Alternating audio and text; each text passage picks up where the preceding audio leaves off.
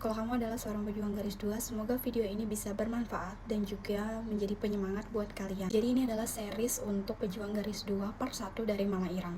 Oke, jadi ini 3 hal yang aku lakukan saat menjadi pejuang garis 2 supaya profil aku berhasil. Ini yang aku lakukan. Yang pertama adalah mengubah pola hidup. Jadi pola hidup aku itu sempat didiagnosa HIV positif dan itu landasannya karena aku positif PCOS. Jadi aku mengubah pola hidup menjadi pola hidup lebih sehat dengan mengubah makanan yang awalnya aku suka mie instan, junk food, seblak, bakso itu udah aku cut off. Selama kurang lebih 2 tahun aku rutin gak makan itu. Jadi diubah dengan real food, sayur, buah. Pokoknya aku menghindari banget yang instan-instan yang gak sehat ataupun junk food itu. Padahal itu enak banget ya. Terus yang kedua adalah aku tuh nyoba minum suplemen asam folat sama kacang hijau energen. Ini bukan iklan ya, tapi itu tuh real, emang aku minum energen kacang hijau dan juga asam folat ya. Dan itu tuh aku rutinin minum. Dan tentunya juga aku mengubah pola tidur aku, ngecek jadwal haid aku ya. Kalau misalkan aku sendiri waktu itu jadwal haidnya tuh nggak teratur banget ya, ada yang lebih dari 2 minggu atau bahkan nggak nyampe seminggu, pokoknya nggak teratur jadwalnya, tanggalnya juga nggak tetap. Dan itu tuh aku jaga kayak supaya bisa teratur dulu deh gitu waktu itu ya. Aku nggak tahu ya ini bisa works atau enggak di orang ya, tapi seenggaknya semoga cerita ini bisa bermanfaat. Kali aja kalau misalkan kalian nerapin ini bisa berhasil, karena waktu itu aku juga nerapin ini berdasarkan cerita teman aku ya. Ada teman aku itu cerita caranya supaya dapat garis 2 tuh kayak gini nih.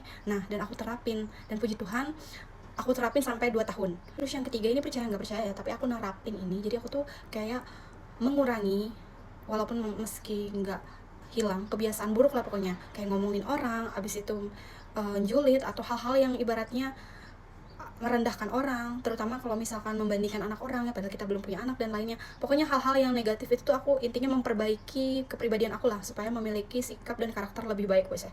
Terus selanjutnya juga aku berdoa ya, waktu itu kan suami aku masih stay di rumah ya, belum dinas luar, jadi aku tetap bisa doa bersama malam sama dia ya. Waktu itu karena kami non muslim, kami doa bersama itu setiap jam 12 malam, rutinin setiap malam ya. Percaya nggak percaya itu tuh emang membuat ikatan kami lebih kuat. Terus juga kami menyampaikan doa kami, jadi setiap jam 12 malam, habis itu lanjut tidur.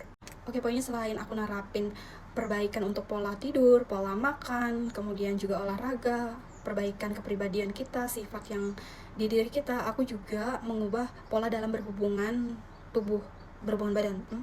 Jadi itu tuh nggak dilakukan setiap hari ya, dan bukan dilakukan sehari kayak minum obat 3 atau 4 kali dalam sehari, bukan. Tapi aku ngelakuinnya itu 3 hari sekali atau 4 hari sekali, itu katanya supaya spermanya laki-laki ini tetap berkualitas gitu.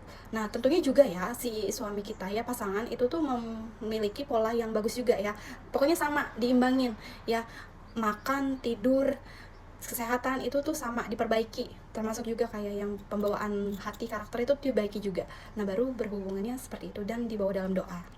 Ya itu aja tips dari aku, sharingan pengalaman dari aku. Kalau misalkan kalian mau part 2 nya, ada lagi sih cerita-cerita lainnya, karena nggak bisa dibuat satu part aja, pasti beberapa part, dan itu ceritanya panjang banget.